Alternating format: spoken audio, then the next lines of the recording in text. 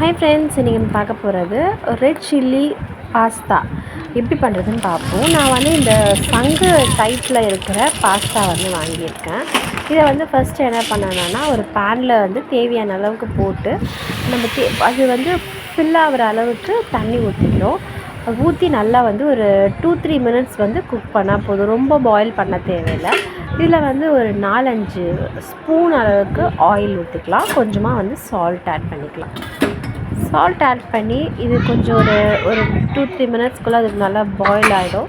அதுக்கப்புறம் ஆஃப் பண்ணிவிட்டு இதில் வந்து கூல் வாட்டர் ஊற்றணும். ஏன் அப்படின்னு பார்த்தீங்கன்னா, நம்ம அந்த ஹீட்டோடையே பண்ணோன்னா அது எல்லாமே வந்து ஒன்று ஒன்றா வந்து ஜாயிண்ட் ஆகி ஒட்டிடும். ஸோ நம்ம கூல் வாட்டர் ஊற்றும் போது அது வந்து எந்தெந்த ஸ்டேஜிலோ தனித்தனியாக அதே போல் இருக்கும். ஸோ அதுக்காக கொஞ்சம் நார்மல் வாட்டர் ஊற்றிக்கலாம். இப்போ ஒரு பேனில் கொஞ்சமாக ஆயில் ஊற்றிக்கோங்க. வெங்காயம் கொஞ்சம் போட்டுக்கோங்க, தக்காளி கொஞ்சம் போட்டுக்கோங்க. இது வந்து நல்லா கொஞ்சம் ஃப்ரை ஆனதுக்கப்புறமா கொஞ்சமாக வந்து உப்பு. நான் வந்து இன்றைக்கி கோஸ் தான் ஆட் பண்ணியிருக்கேன். நீங்கள் வந்து என்ன வெஜிடபிள் வேணாலும் ஆட் பண்ணிக்கலாம். கொஞ்சமாக வந்து வெறும் chilli powder, normal chilli powder இருக்கு இல்லையா, அது வெறுமா சில்லி பவுடர் கொஞ்சம் 1/2 ஸ்பூன் போட்டுக்கோங்க.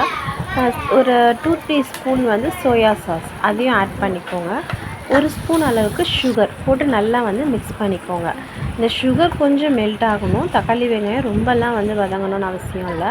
இது நல்லா கொஞ்சம் வதங்கினதுக்கப்புறமா நம்ம வேக வச்சு எடுத்து வச்சுருக்க பாஸ்தாவை ஆட் பண்ணிக்கலாம். பாஸ்தா நல்லா மிக்ஸ் பண்ணதுக்கப்புறமா இது வந்து கரம் மசாலா வந்து நான் ஒரு 5 rupees பேக் வாங்கியிருக்கேன். அது ஃபுல்லாத்தையும் ஆட் பண்ணிக்கிறேன். உங்களுக்கு வேணுன்றதுக்கு கொஞ்சமாக ஆட் பண்ணிக்கிறேன். நல்லா மிக்ஸ் பண்ணிவிட்டால் பாஸ்தா ரெடி.